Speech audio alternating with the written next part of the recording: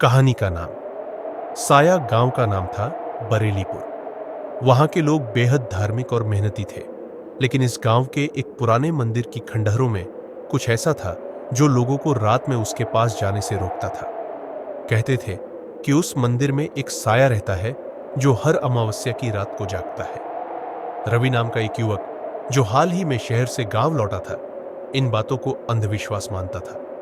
एक दिन उसने अपने दोस्तों को मंदिर के बारे में बातें करते सुना और सबको चुनौती देते हुए कहा, मैं आज रात उस मंदिर में जाऊंगा और साबित कर दूंगा कि वहां कुछ नहीं है। उसकी बात सुनकर गांव वालों ने उसे चेतावनी दी कि ऐसा करने से वो साये का शिकार हो सकता है, पर रवि ने किसी की बात नहीं मानी।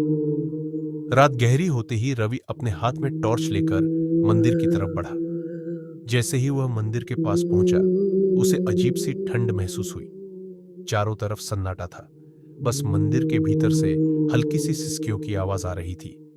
रवि ने अपने हौसले को मजबूत करते हुए मंदिर के दरवाजे को धक्का दिया और अंदर चला गया। अंदर का माहौल बेहद डरावना था। दीवारों पर समय के साथ काई जम चुकी थी और चारों तरफ जाले फैले हुए थे। जैसे ही उसने अपने कदम आगे बढ़ाए, उसे लगा कि कोई पीछे से उसे देख रहा है। उसने मुड़कर देखा, लेकिन वहां कोई नहीं था।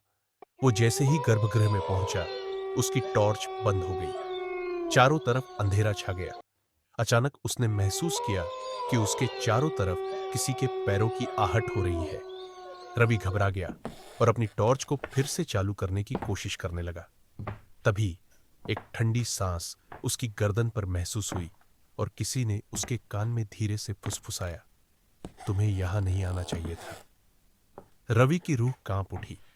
वो पीछे मुड़ा तो उसने देखा कि एक धुंधला साया उसके सामने खड़ा था। साये की आंखें गहरे लाल रंग की थी और उसका चेहरा बेतरतीब सा विकृत था। रवि डर से चीखना चाहता था, लेकिन उसकी आवाज जैसे गले में अटक गई। साये ने धीरे धीरे रवि की ओर अपना हाथ बढ़ाया और रवि को लगा जैसे वो उसके शरीर से सारी शक्ति खींच रहा है। धीरे धीरे रवि बेहोश होकर जमीन पर गिर पड़ा। सुबह जब गांव वाले मंदिर पहुंचे तो उन्होंने रवि को मंदिर के दरवाजे पर बेहोश पाया।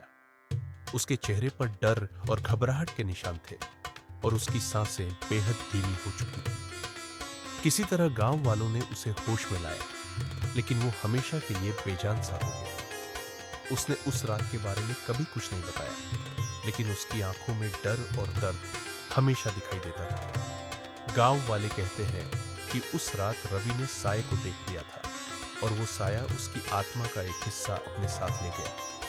तब से आज तक रवि कभी अमावस्या की रात को अकेले बाहर नहीं निकलता।